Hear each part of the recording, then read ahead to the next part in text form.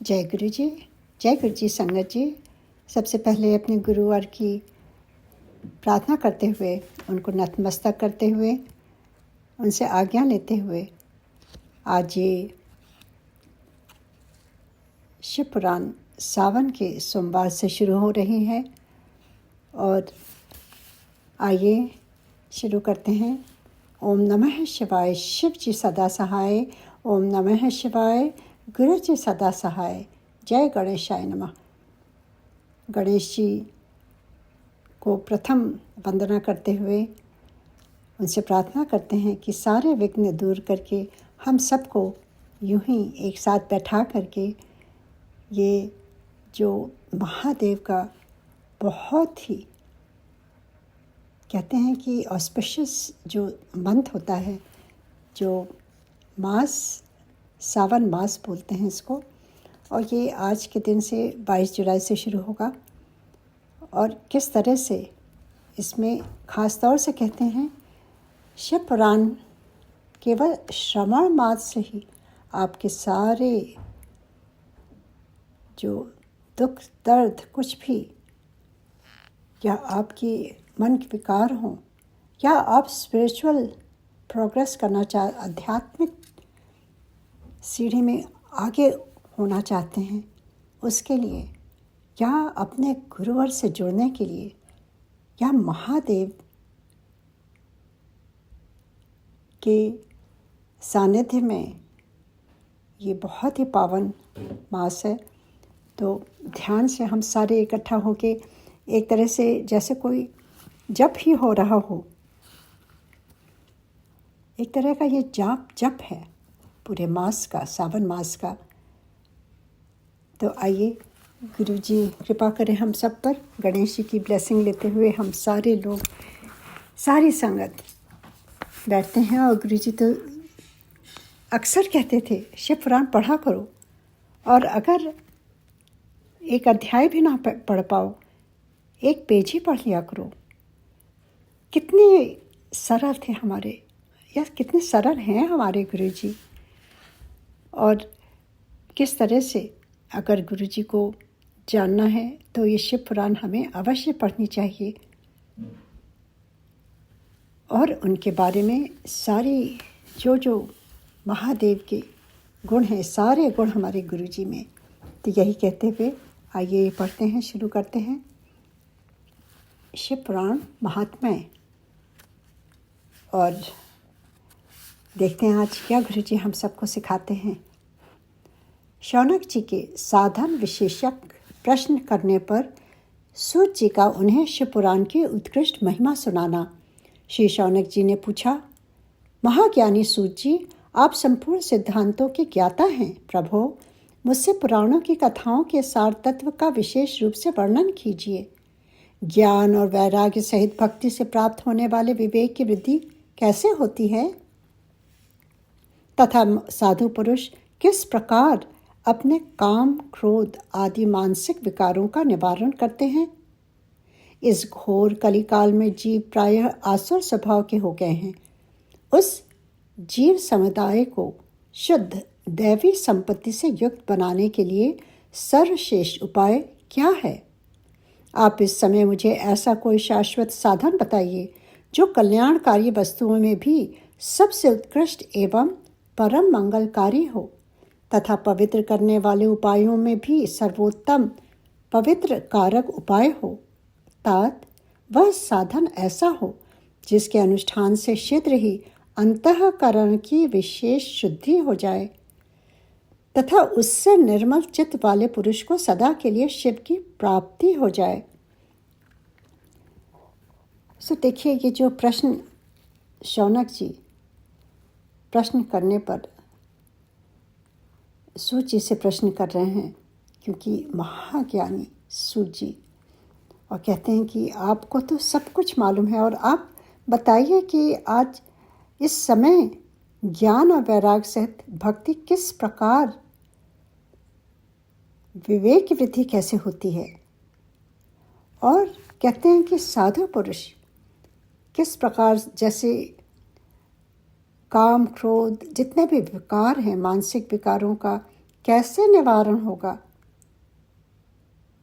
और ये कलयुग तो इस समय है ही है, तो देखिए उस समय शौनक जी सूत जी से ये प्रश्न करते हैं कि बताइए, that applies to today also.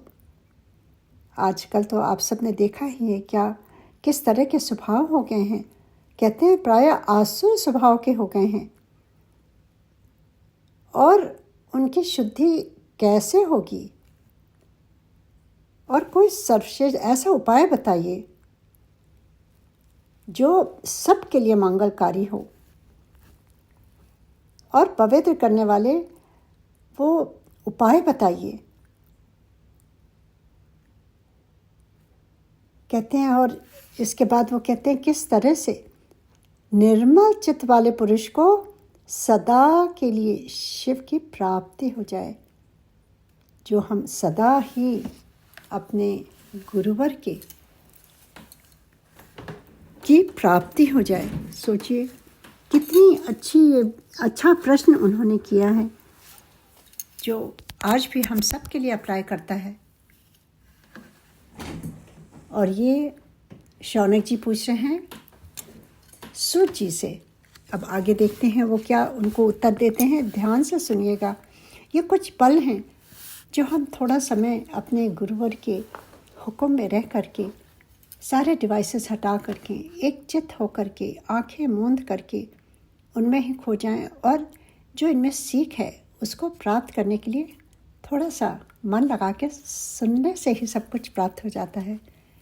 जय गुरु जी। आगे बढ़ते हैं। श्री सूत जी ने कहा, अब वो उनको उत्तर दे रहे हैं जो उन्होंने अभी जो प्रश्न किए हैं। वो सूत जी कह रहे हैं, श्री सूत जी ने कहा, मुनि श्रेष्ठ शौनक, तुम धन्य हो, क्योंकि तुम्हारे हृदय में पुराण कथा सुनने की विशेष प्रेम एवं लालसा है। इसलिए मैं शुद्ध बुद्धि से विचार कर तुमसे परम उत्तम शास्त्र का वर्णन करता हूँ। वत्स, वह संपूर्ण शास्त्रों के सिद्धांत से संपन्न, भक्ति आदि को बढ़ाने वाला तथा भगवान शिव को संतुष्ट करने वाला है। कानों के लिए रसायन, अमृत स्वरूप तथा दिव्य है। तुम उसे श्रवण करो मुने, वह परम उत्तम शास्त्र है। शिव पुराण, जिसका पूर्व काल में भगवान शिव ने ही प्रवचन किया था, यह काल रूपी सर्प से प्राप्त होने वाले महान त्रास का विनाश करने वाला उत्तम साधन है। देखिए कितनी उसकी महानता बताई जा रही है, जिसको हम ध्यान पूर्वक होकर सुने। तो कहते हैं कि तुम ध्यान से सुनो।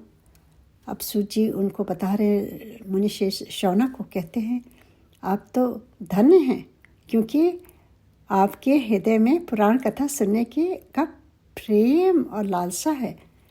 और फिर वो कहते हैं कि ये संपूर्ण शास्त्रों के सिद्धांत में कहते हैं भक्ति को बढ़ाने वाला और भगवान शिव को संतुष्ट करने वाला है। और क्या चाहिए, केवल हमें भक्ति मिले।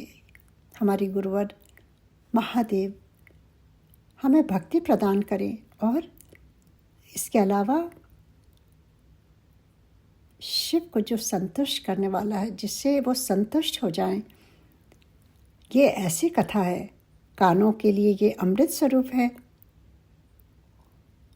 और ये उत्तम शास्त्र है शिव पुराण, जिसका पूर्व काल में भगवान शिव ने ही प्रवचन किया था।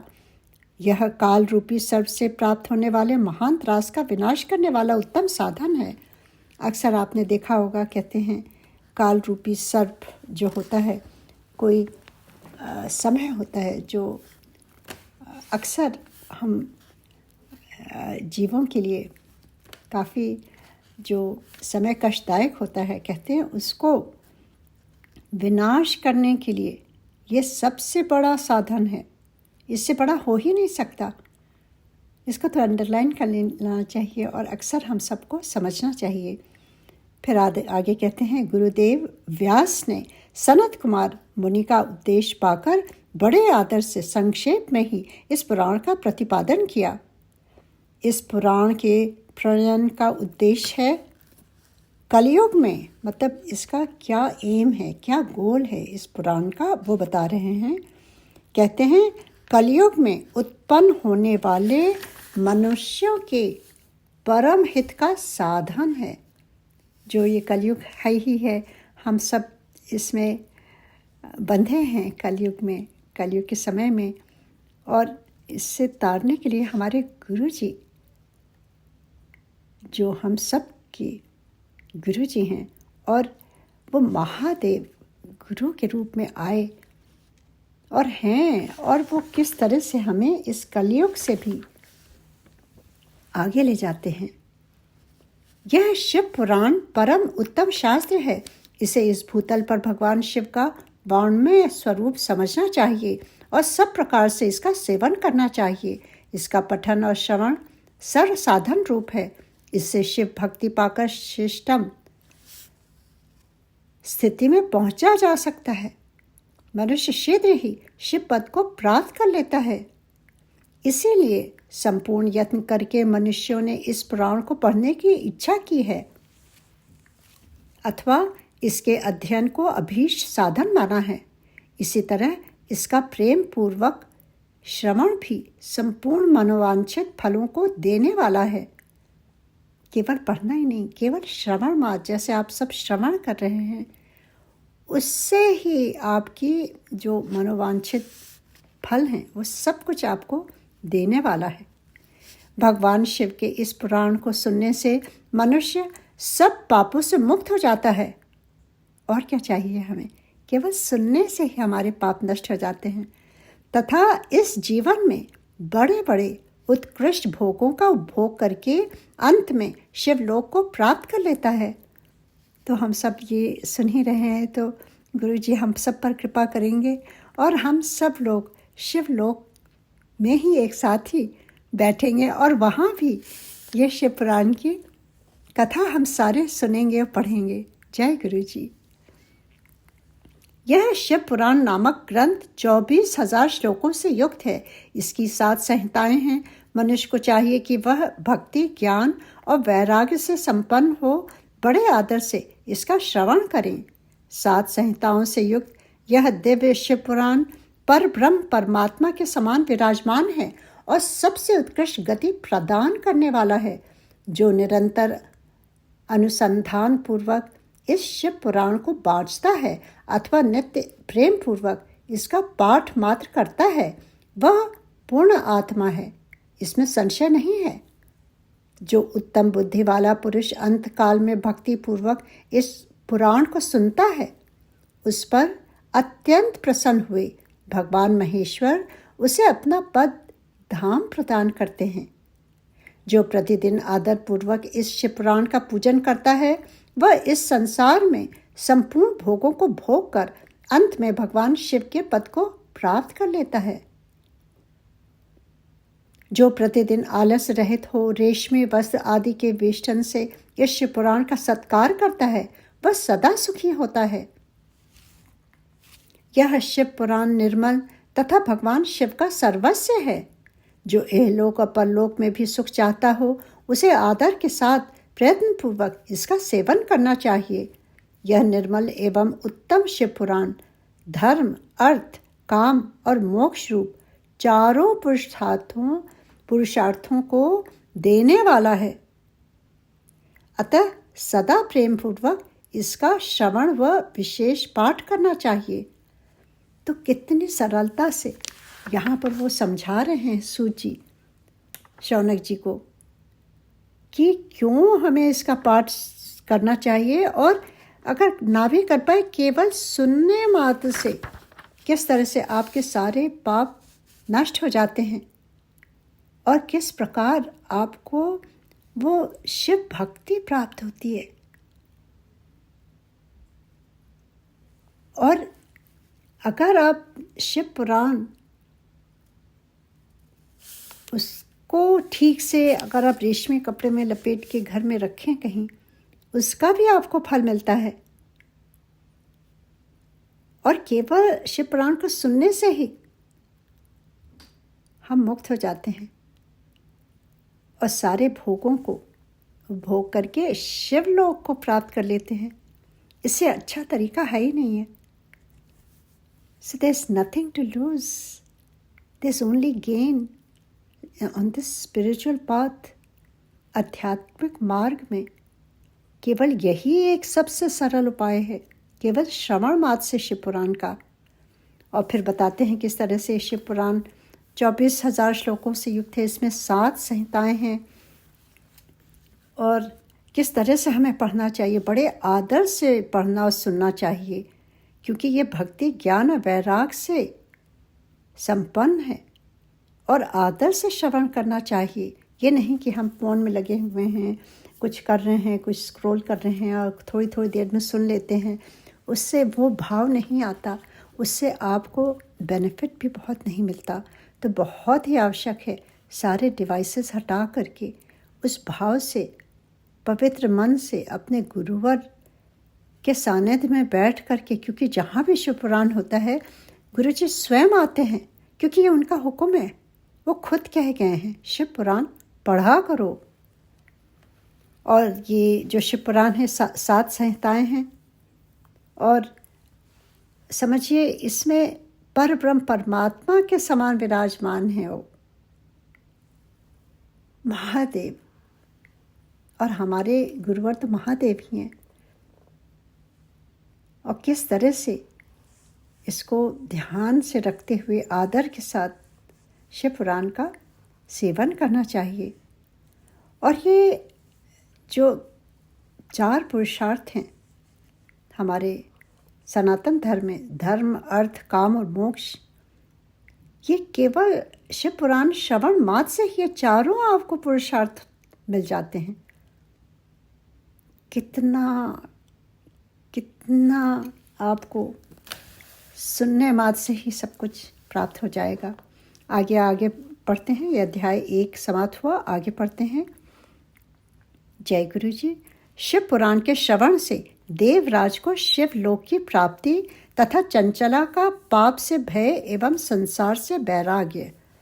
अब यहाँ पर बताया जाएगा किस प्रकार से श्रवण से ही जो देवराज थे उनको किस प्रकार से शिव लोक की प्राप्ति होती है। और चंचला जो एक तरह से कहा गया है जिसने बहुत पाप किए और जिसको भय था कि अब मेरा क्या होगा, तो किस तरह से उसका भी कल्याण होता है केवल श्रवण मात्र से। तो ध्यान से सुनिएगा ये। और मैं अपना पर्सनल बताती हूँ कि मुझे शिव पुराण में ये चंचला जो एक स्त्री हैं और किस तरह से अपने को वो बहुत ही पापी समझती थीं और किस प्रकार से केवल श्रवण मात्र से उनको कितना पद मिला, वो वहाँ पहुँचती हैं, पार्वती की सखी हो जाती हैं। So we all have hope, we all, nobody is perfect, we all have our shortcoming weaknesses, पर केवल श्रवण मात्र से ही अगर हमारे सारे पाप भस्म हो जाते हैं तो ये तो बहुत ही आवश्यक है श्रवण करना या पढ़ना। आइए गुरु जी हम सबको यूं ही अपना आशीर्वाद दें और हम सब सही रास्ते चलें। जय गुरु जी। श्री शौनक जी ने कहा, महाभाग सूत जी आप धन्य हैं, परमार्थ तत्व के ज्ञाता हैं। आपने कृपा करके हम लोगों को यह बड़ी अद्भुत एवं दिव्य कथा सुनाई है। भूतल पर इस कथा के समान कल्याण का सर्वश्रेष्ठ साधन दूसरा कोई नहीं है। यह बात हमने आज आपकी कृपा से निश्चय पूर्वक समझ ली और हम सब ने उनके द्वारा समझ ली है। क्योंकि सूत जी यहाँ शौनक जी को कह रहे हैं, शौनक जी कहते हैं सूत जी को कि आपकी वजह से हम सारे धन्य हो गए इसको सुन करके। कलयुग में इस कथा के द्वारा कौन कौन से पापी शुद्ध होते हैं उन्हें कृपा पूर्वक बताइए और इस जगत को कृतार्थ कीजिए। सूत जी बोले, मुने, जो मनुष्य पापी, दुराचारी, खल तथा काम क्रोध आदि में निरंतर डूबे रहने वाले हैं वे भी इस पुराण के श्रवण पठन से अवश्य ही शुद्ध हो जाते हैं। That applies to each one of us. कहीं ना कहीं तो हम भी पापी या काम क्रोध आदि में हम डूब जाते हैं। As I said before, nobody is perfect, हम सब अपनी अपनी यात्रा में हैं। जो हमारे महादेव, हमारे गुरु जी के एक एक सीढ़ी से हम आगे बढ़ने की कोशिश करते हैं। कृपा करें महादेव। जय गुरु जी। इसी विषय में जानकर मुनि इस प्राचीन इतिहास का उदाहरण दिया करते हैं, जिसके श्रवण मात्र से पापों का पूर्णतया नाश हो जाता है। पहले की बात है, कहीं किरातों के नगर में एक ब्राह्मण रहता था, जो ज्ञान में अत्यंत दुर्बल, दरिद्र, रस बेचने वाला तथा वैदिक धर्म से विमुख था। वह स्नान, संध्या आदि कर्मों से भ्रष्ट हो गया था और वैश्य वृत्ति में तत्पर रहता था। उसका नाम था देवराज। वह अपने ऊपर विश्वास करने वाले लोगों को ठगा करता था। उसने ब्राह्मणों, क्षत्रियों, वैश्यों, शूद्रों तथा दूसरों को भी अनेक बहानों से मारकर उनका धन हड़प लिया था, परंतु उस पापी का थोड़ा सा भी धन कभी धर्म के काम में नहीं लगा था। वह वेश्यागामी तथा सब प्रकार से आचार भ्रष्ट था। तो जैसे he didn't have any hope, अगर आप उस नज़र से देखें जजमेंटल, तो उसमें सारी कमियां थीं।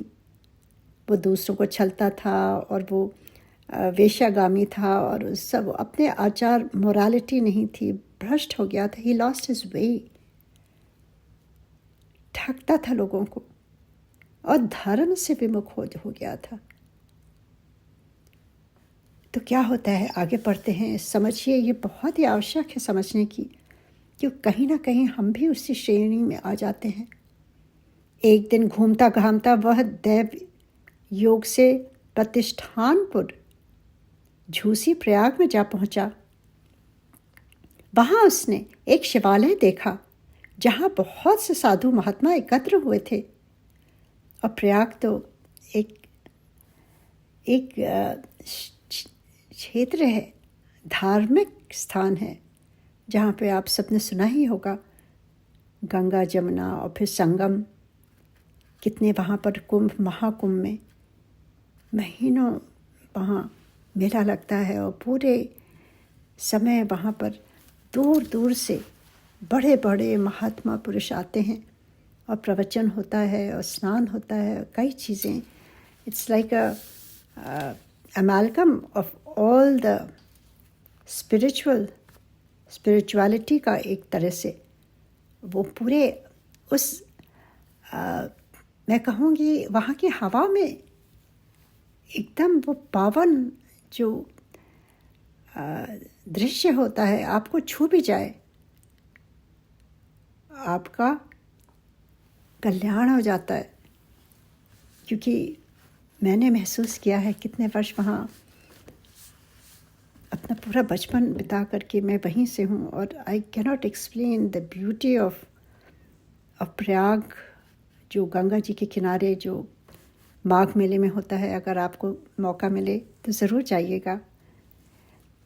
देवराज कहते हैं कि वो झूसी में ये सारी चीज़ें हो रही थीं, और वो एक दिन जो देवराज था वो घूमता घामता वहाँ पहुँच गया और उसने वहाँ एक शिवालय देखा और बहुत साधु महात्मा वहाँ एकत्र थे। देवराज उस शिवालय में ठहर गया, किंतु वहाँ उस ब्राह्मण को ज्वर आ गया, मतलब ही गॉट सिक, फीवर हो गया। उस ज्वर से उसको बड़ी पीड़ा होने लगी। वहाँ एक ब्राह्मण देवता शिव पुराण की कथा सुना रहे थे। ज्वर में पड़ा देवराज ब्राह्मण के मुख अरविंद से निकली हुई उस शिव कथा को निरंतर सुनता रहा। 1 मास के बाद वह ज्वर से अत्यंत पीड़ित होकर चल बसा। अब वो वहाँ गया तो था, पर वहाँ पर उसको फीवर हो गया और वो इतना बीमार हो गया कि वहीं लेटा लेटा जो एक ब्राह्मण थे वो शिव पुराण की कथा सुना रहे थे। सो ही हैड नो चॉइस, मतलब अनजान में ही उसने वहाँ लेटे लेटे वो पूरी शिव पुराण की कथा सुनी, और उसके सुनने के बाद 1 मास के अंदर ही वो चल बसा। यमराज के दूत आए और उसे पाशों से बांधकर बलपूर्वक यमपुरी में ले गए। इतने में ही शिवलोक से भगवान शिव के पार्षदगण आ गए। उनके गौर अंग कर्पूर के समान उज्जवल थे, हाथ त्रिशूल से सुशोभित हो रहे थे। उनके संपूर्ण अंग भस्म से उद्दासित थे और रुद्राक्ष की मालाएं उनके शरीर की शोभा बढ़ा रही थीं। वे सब के सब क्रोधपूर्वक यमपुरी में गए और यमराज के दूतों को मार पीट कर बारंबार धमकाकर उन्होंने देवराज को उनके चंगुल से छुड़ा लिया और अत्यंत अद्भुत विमान पर बिठाकर जब वे शिव दूत कैलाश जाने को उद्वित हुए, उस समय यमपुरी में बड़ा भारी कोलाहल मच गया। उस कोलाहल को सुनकर धर्मराज अपने भवन से बाहर निकले। साक्षात दूसरे रुद्रों के समान प्रतीत होने वाले उन चारों दूतों को देखकर धर्मराज ने उनका विधि पूर्वक पूजन किया और ज्ञान दृष्टि से देखकर सारा वृतांत जान लिया। उन्होंने भय के कारण भगवान शिव के उन महात्मा दूतों से कोई बात नहीं पूछी, उल्टे उन सब की पूजा एवं प्रार्थना की। तत्पश्चात वे शिवदूत कैलाश को चले गए और वहां पहुंचकर उन्होंने उस ब्राह्मण को दया सागर साम शिव के हाथों में दे दिया। देखिए, केवल श्रवण मात्र से ही वो जो इतना पथभ्रष्ट या सारे जितने भी उसमें कहते हैं कि जो दोष थे, विकार थे, उससे उसको मुक्ति मिल गई। और उसके प्राण जब वो वहाँ व्हेन ही डाइड, तो क्या हुआ, वहाँ पर जब वो सारे दूत आए, यमराज के दूत आए और उसको ले जाने लगे, और उसी समय शिवलोक से भगवान शिव के पार्षद भी आ गए, क्योंकि वो तो शिव पुराण सुन करके शरीर त्यागा था उसने।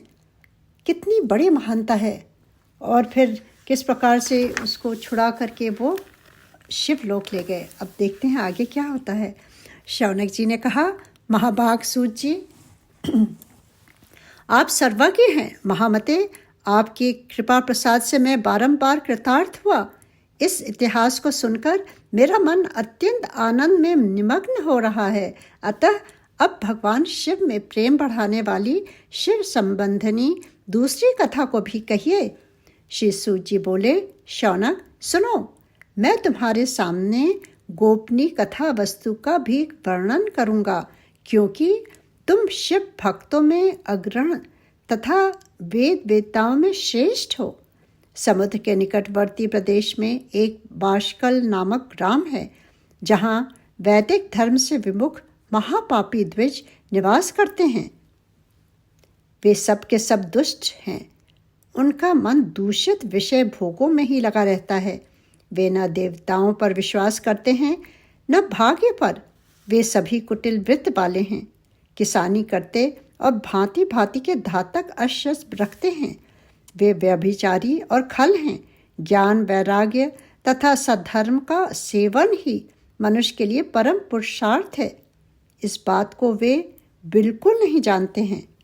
वे सभी पशु बुद्धि वाले हैं। जहाँ के द्विज ऐसे हों, वहाँ के अन्य वर्णों के विषय में क्या कहा जाए। अन्य वर्णों के लोग भी उन्हीं की भांति कुत्सित विचार रखने वाले स्वधर्म विमुख एवं खल हैं। वे सदा कुकर्म में ही लगे रहते हैं और नित्य विषय भोगों में ही डूबे रहते हैं।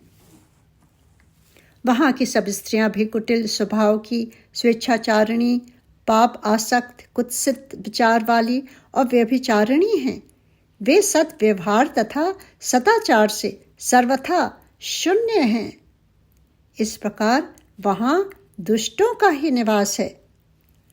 तो किस प्रकार से शौनक जी ये समझाते हैं सूत जी को, और कहते हैं कि किस तरह से आपने तो, शौनक जी कहते हैं, सूत जी आपने तो हमें कृतार्थ कर दिया है इसका इतिहास बता करके, और अब आप और कथा मुझे सुनाइए। तब वो बताते हैं किस प्रकार से एक समुद्र के निकट प्रदेश में बाष्कल नाम का एक ग्राम था, और वहाँ पे किस तरह से वहाँ जितने भी निवासी थे, कोई भी गुण नहीं थे उनमें। वो सब मन के दूषित थे, विषय भोगों में ही लगे रहते थे। न पूजा पाठ, न देवताओं में विश्वास, न ईश्वर पर विश्वास, ज्ञान वैराग, ये सब कुछ वो बिल्कुल नहीं जानते थे। और जैसे कुछ पशु बुद्धि वाले थे, और हर प्रकार से आप देखें तो वो कुत्सित विचार रखने वाले थे, मतलब कुछ भी उनमें अच्छाई नहीं थी। वहाँ की स्त्रियाँ भी वैसे ही हो गई थीं, और वहाँ पर दुष्टों का ही निवास था। अब आगे देखिए क्या हमें आज समझ में आएगी चीज़ें। उस वाशकल नामक ग्राम में किसी समय एक बिंदुक नामधारी ब्राह्मण रहता था।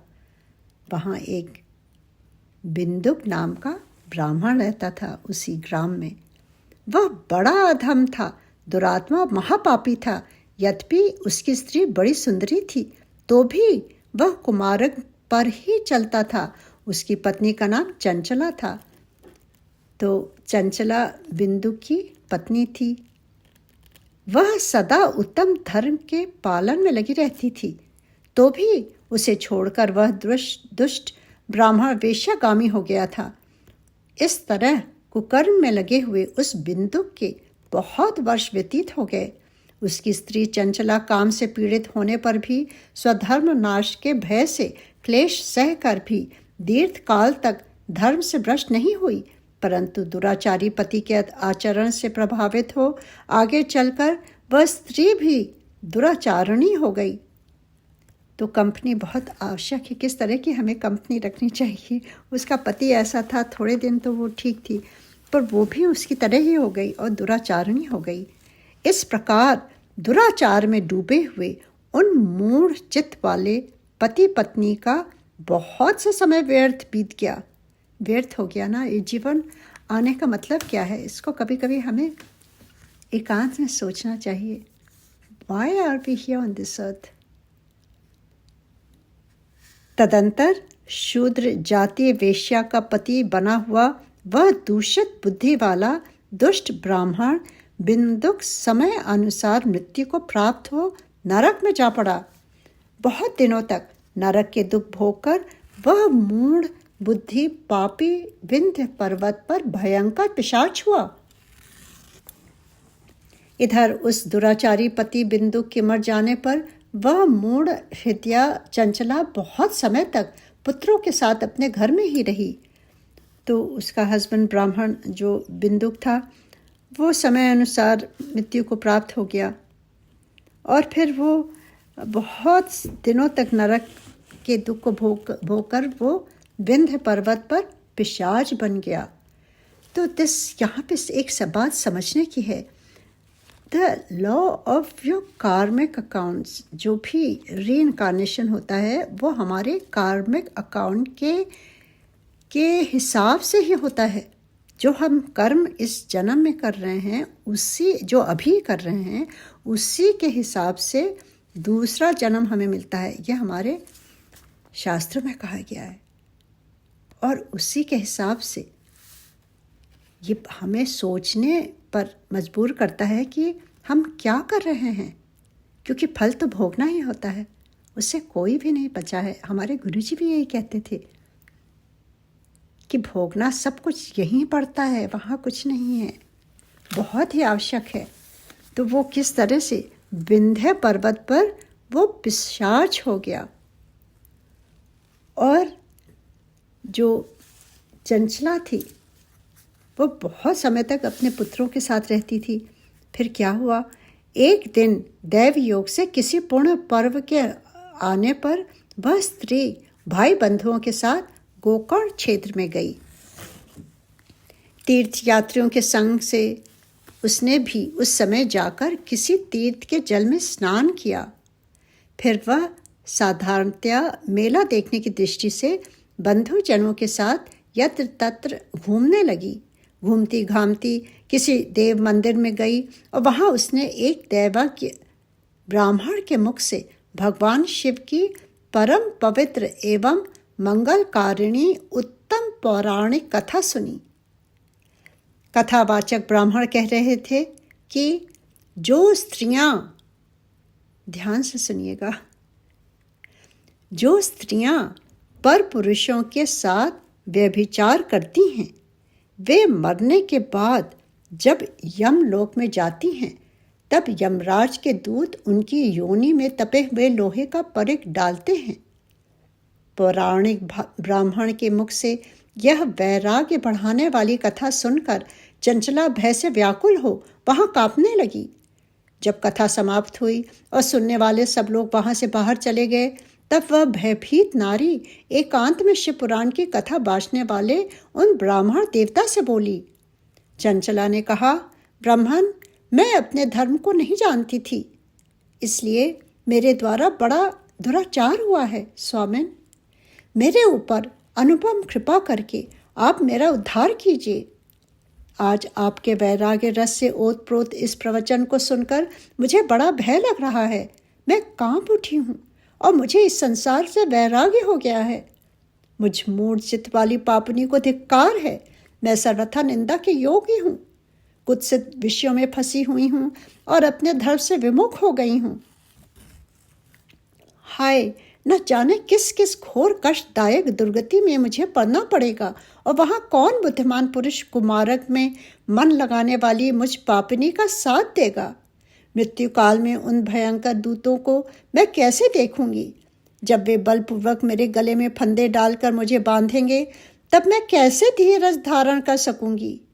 नरक में जब मेरे शरीर के टुकड़े टुकड़े किए जाएंगे, उस समय विशेष दुख देने वाली उस महायातनाओं को मैं वहां कैसे सहूंगी।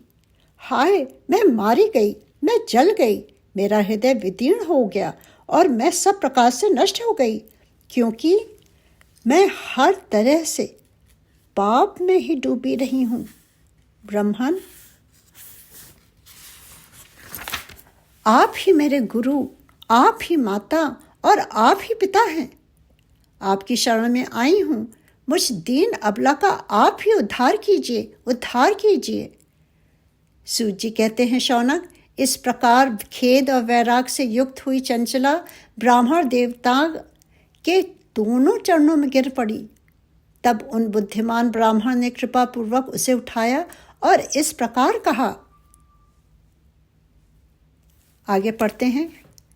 चंचला की प्रार्थना से ब्राह्मण का उसे पूरा शिव पुराण सुनाना और समय अनुसार शरीर छोड़कर शिवलोक में जा चंचला का पार्वती की सखी एवं सुखी होना। ब्राह्मण बोले, अब वो चंचला इतनी परेशान, क्योंकि उसे तो मालूम ही नहीं था कुछ कि किस प्रकार उसे रहना चाहिए, उसे किस प्रकार अपने आगे जाने के लिए जो पुण्य कमाने हैं वो तो कमा ही नहीं। और वो कथा सुनकर के वो जाग उठी, अंतरात्मा धिक्कार करने लगी और वो कांपने लगी। That is when your soul awakens.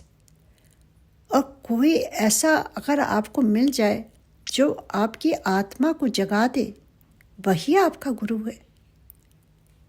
जिस प्रकार से गुरु जी हमें अकस्मात यूं ही तो नहीं मिले, ये तो सब प्लानिंग गुरु जी की थी, पर अपने हिसाब से तो चलते चलते एक दिन वो यूं ही मिल गए।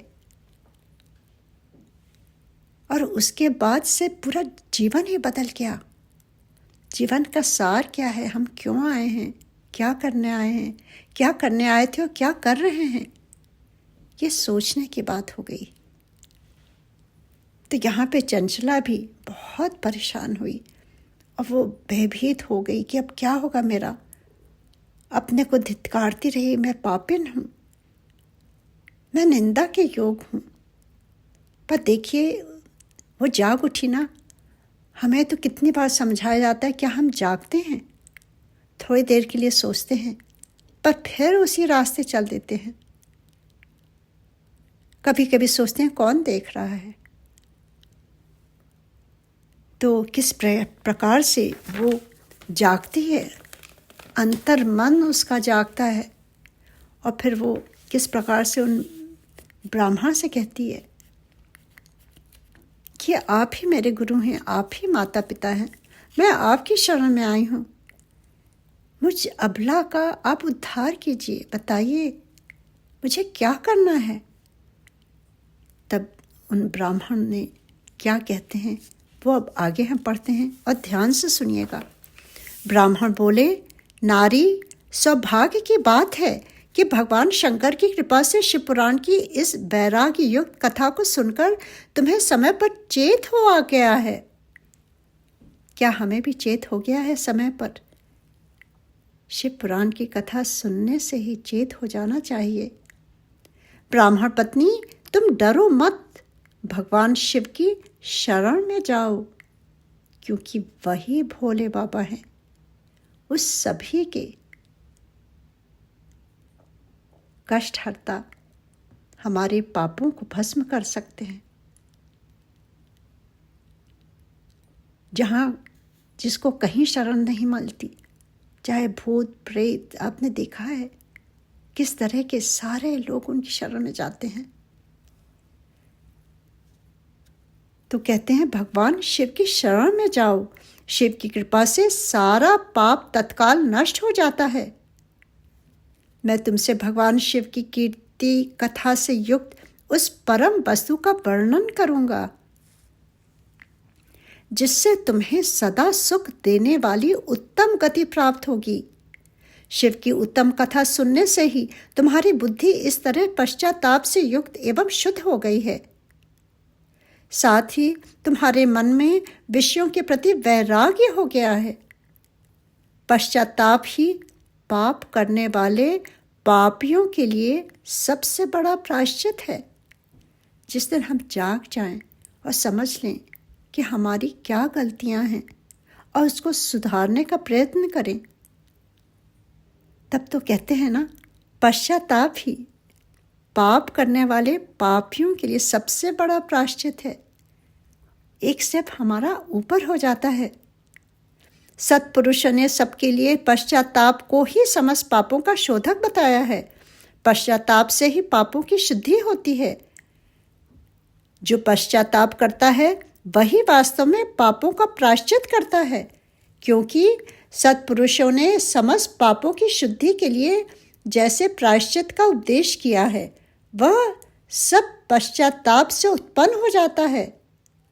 जो पुरुष विधि पूर्वक प्रायश्चित करके निर्भय हो जाता है पर अपने कुकर्म के लिए पश्चाताप नहीं करता, उसे प्रायः उत्तम गति नहीं प्राप्त होती। परंतु जिसे अपने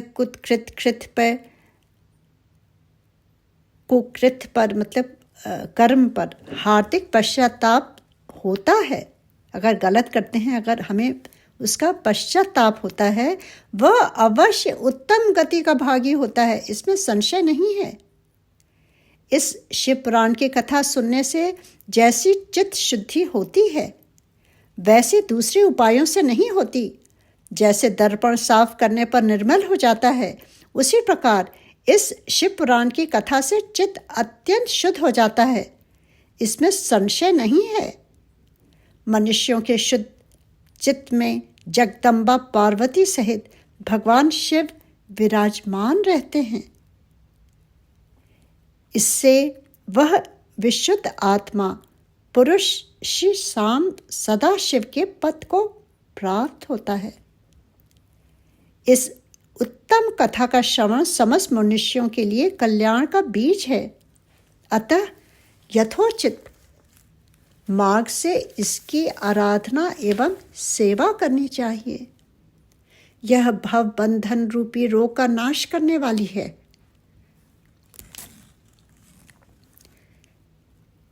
भगवान शिव की कथा को सुनकर फिर अपने हृदय में उसका मनन एवं निधि निध्यासन करना चाहिए। इससे पूर्णतया चित्त शुद्धि हो जाती है। चित्त शुद्धि होने से महेश्वर की भक्ति अपने दोनों पुत्रों ज्ञान और वैराग्य के साथ ही निश्चय ही प्रकट होती है। तत्पश्चात महेश्वर के अनुग्रह से दिव्य मुक्ति प्राप्त होती है, इसमें संशय नहीं है। जो मुक्ति से वंचित है उसे पशु समझना चाहिए, क्योंकि उसका चित्त माया के बंधन में आसक्त है। वह निश्चय ही संसार बंधन से मुक्त नहीं हो पाता। तो कैसे हमें मुक्ति मिल सकती है इस संसार बंधन से या माया से? यहाँ पे लिखा है कितने साफ साफ कि भगवान शिव की कथा को सुनकर ही और उसका मनन करके ही हमारी शुद्धि हो जाती है, चित्त शुद्ध हो जाता है और महेश्वर की भक्ति और उनके दोनों पुत्र जो हैं ज्ञान और वैराग्य, जब ज्ञान आता है, जब सही चीज़ें दिखने लगती हैं, पर्दा एक एक करके उठने लगता है, तब क्या होता है? ये वैराग्य। सत्य क्या है? केवल ईश्वर ही सत्य है। सब कुछ माया मोह सब कुछ छूटने सा लगता है। कहते हैं अगर हम माया से आसक्त हो जाते हैं, माया के बंधन में आसक्त हैं और संसार बंधन से मुक्ति हमें नहीं हो पाती है। आगे वो कहते हैं, ब्राह्मण पत्नी, इसलिए तुम विषयों से मन को हटा लो और भक्ति भाव से भगवान शंकर की इस परम पावन कथा को सुनो। अब उसको वो समझाते हैं किस तरह से। जो ब्राह्मण हैं वो कहते हैं कि तुम विषयों से अपने मन को हटाओ और शंकर की पावन कथा को सुनो। परमात्मा शंकर की इस कथा को सुनने से तुम्हारे चित्त की शुद्धि होगी और इससे तुम्हें मोक्ष की प्राप्ति हो जाएगी। जो निर्मल चित्त से भगवान शिव के चरणाबिंदों का चिंतन करता है, उसकी एक ही जन्म में मुक्ति हो जाती है। यह मैं तुमसे सत्य सत्य कहता हूँ। सूत जी कहते हैं, शौनक, इतना कहकर वे श्रेष्ठ शिव भक्त ब्राह्मण चुप हो गए। उनका हृदय करुणा से आर्त हो गया था। वे शुद्ध चित्त महात्मा भगवान शिव के ध्यान में मग्न हो गए। तदंतर बिंदु की पत्नी चंचला मन ही मन प्रसन्न हो उठी। She saw a ray of hope. ब्राह्मण का उक्त उपदेश सुनकर उसके नेत्रों में आनंद के आंसू छलक आए थे। वह ब्राह्मण पत्नी चंचला हर्ष भरे हृदय से उन श्रेष्ठ ब्राह्मण के दोनों चरणों में गिर पड़ी और हाथ जोड़कर बोली, मैं कृतार्थ हो गई। तत्पश्चात उठकर वैराग्य युक्त उत्तम बुद्धि वाली वह स्त्री, जो अपने पापों के कारण आतंकित थी, उन महान शिव भक्त ब्राह्मण से हाथ जोड़कर गदगद वाणी में बोली। चंचला ने कहा, ब्राह्मण, शिव भक्तों में श्रेष्ठ स्वामिन, आप धन्य हैं, परमारथदर्शी हैं और सदा परोपकार में लगे रहते हैं। इसलिए श्रेष्ठ साधु पुरुषों में प्रशंसा के योग्य हैं। साधो, मैं नरक के समुद्र में गिर रही हूँ, आप मेरा उद्धार कीजिए, उद्धार कीजिए। पौराणिक अर्थ तत्व से संपन्न जिस सुंदर शिव पुराण की कथा को सुनकर मेरे मन में संपूर्ण विषयों से वैराग्य उत्पन्न हो गया, उसी इस शिव पुराण को सुनने के लिए इस समय मेरे मन में बड़ी श्रद्धा हो रही है। सूत जी कहते हैं, ऐसा कहकर हाथ जोड़ उनका अनुग्रह पाकर चंचला उस शिवपुराण की कथा को सुनने की इच्छा मन में लिए उन ब्राह्मण देवता की सेवा में तत्पर हो वहां रहने लगी। क्योंकि उसे तो अपना कल्याण कराना था ना, पापों से मुक्त होना था और पश्चाताप करना था। There was always a way। जब उसे समझ में आ गया, उसने अपने को चेंज करा और उन ब्राह्मण देवता की सेवा में लग करके उनसे कहा, आप मुझे वो कथा सुनाइए जिससे मेरा उद्धार हो। तदंतर शिव भक्तों में श्रेष्ठ और शुद्ध बुद्धि वाले उन ब्राह्मण देव ने उसी स्थान पर उस स्त्री को शिव पुराण की उत्तम कथा सुनाई। इस प्रकार उस गोकर्ण नामक महाक्षेत्र में उन्हीं श्रेष्ठ ब्राह्मण से उसने शिव पुराण की वह परम उत्तम कथा सुनी जो भक्ति, ज्ञान और वैराग्य को बढ़ाने वाली तथा मुक्ति देने वाली है। उस परम उत्तम कथा को सुनकर वह ब्राह्मण पत्नी अत्यंत कृतार्थ हो गई। उसका चित्त शीघ्र ही शुद्ध हो गया। फिर भगवान शिव के अनुग्रह से उसके हृदय में शिव के सगुण रूप का चिंतन होने लगा।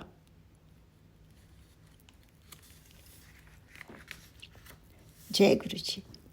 ऐसा ही हम सबको गुरु जी ब्लेस करें और हमारे मन में भी यही चेंजेस आने लगे। हृदय में शिव के सद्गुण रूप का चिंतन होने लगा।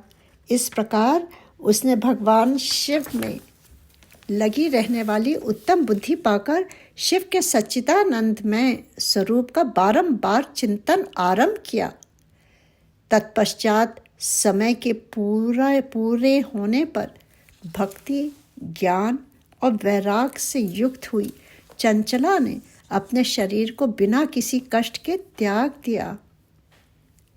इतने में ही त्रिपुर शत्रु भगवान शिव का भेजा हुआ एक दिव्य विमान द्रुत गति से वहां पहुंचा, जो उनके अपने गणों से संयुक्त और भली भांति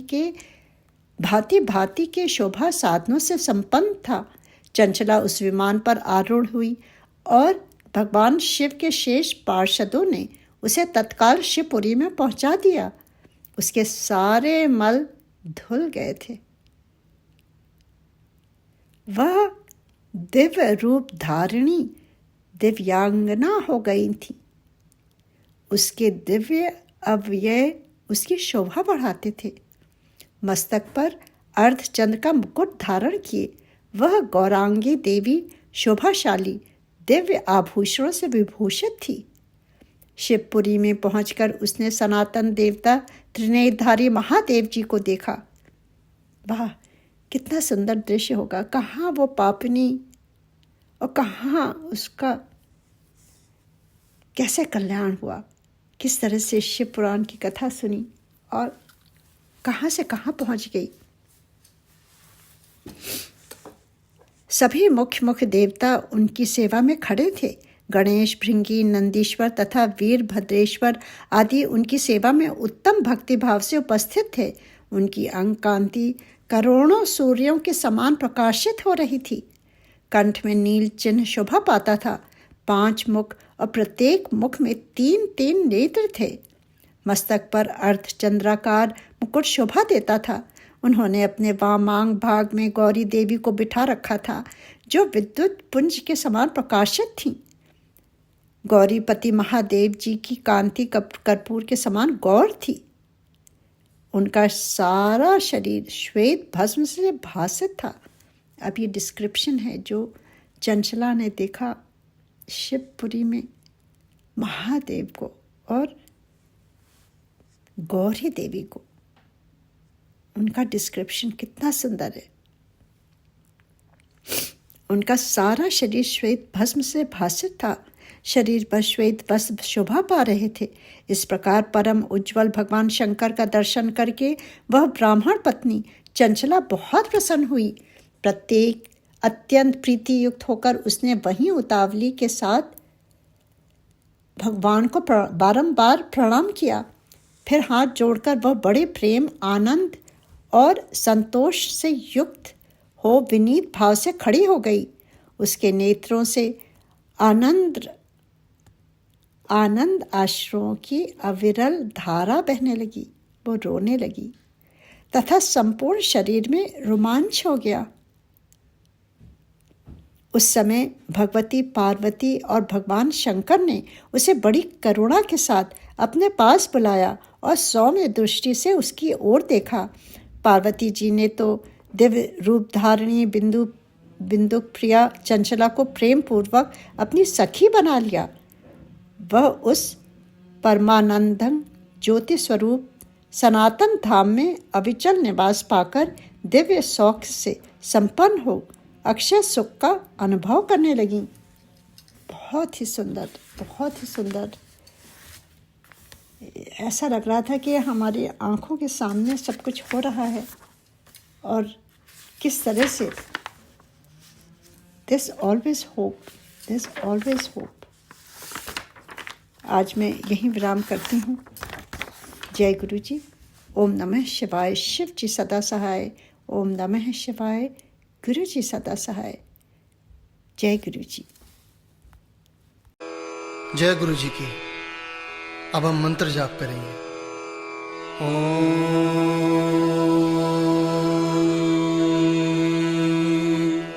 नमः शिवाय। शिव जी सदा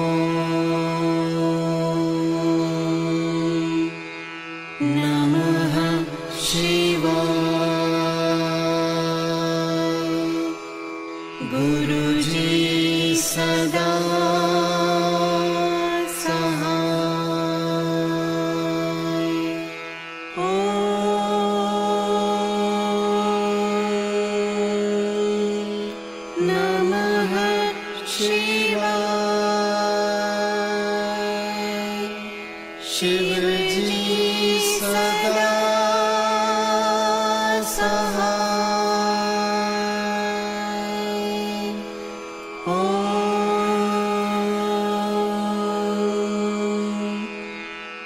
नमः शिवाय।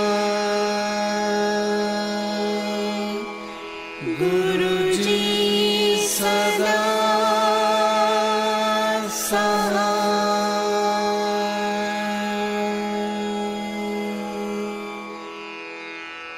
जय गुरु जी की।